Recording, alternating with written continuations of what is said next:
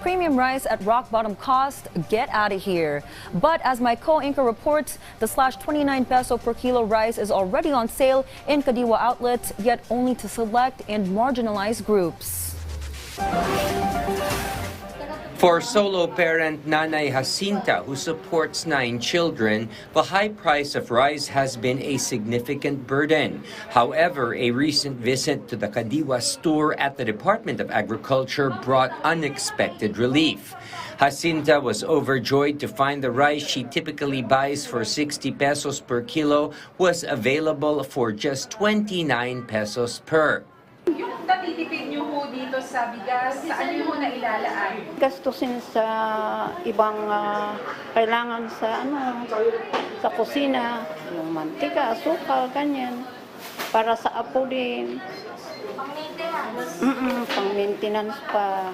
The Kadiwa store has issued a new notice to consumers regarding the purchase of affordable rice.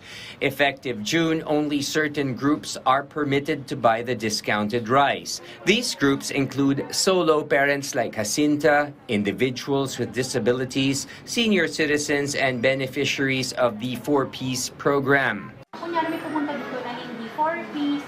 Ay, hindi po namin ina-allow yung mga ganun. Kasi yun ang importanteng order, ID po talaga. Siyempre, mas mahina yung kanilang purchasing power. The Kadiwa store has also reduced the maximum amount of rice that can be purchased per person. Customers can now buy up to 3 kilos of rice, down from the previous limit of 5 kilos.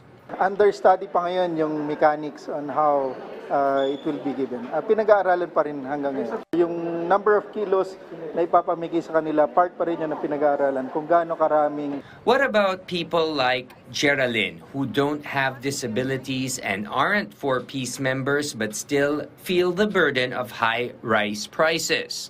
Nagpapaaral na rin kasi ko eh. Kaya siyempre naghahanap din tayo ng mga products na mabibili natin sa mababang price. The National Irrigation Administration has launched a contract growing program aimed at supporting farmers while ensuring affordable rice supply. Under this initiative, farmers receive assistance in exchange for selling rice at reduced prices to the agency.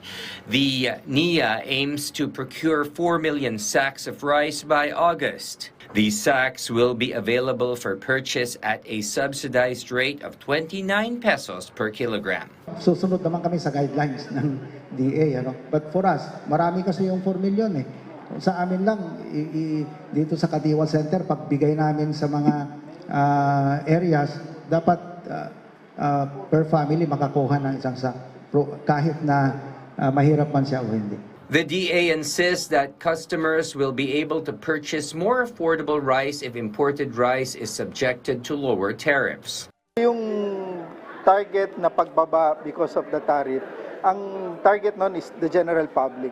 So mas mababa yung presyo. So ayon nga dun sa unang pagtaya ng PSA, bababa yun by 6 to 7 pesos. So malaking epekto nun sa inflation. Aside from lowering prices, the DA is focusing on boosting rice production in the face of La Niña threats. They will use modern farming equipment and conduct studies to address pests that damage crops.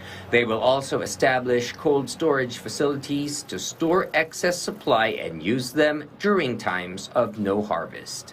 William Theo for the National TV Network for a new and better Philippines.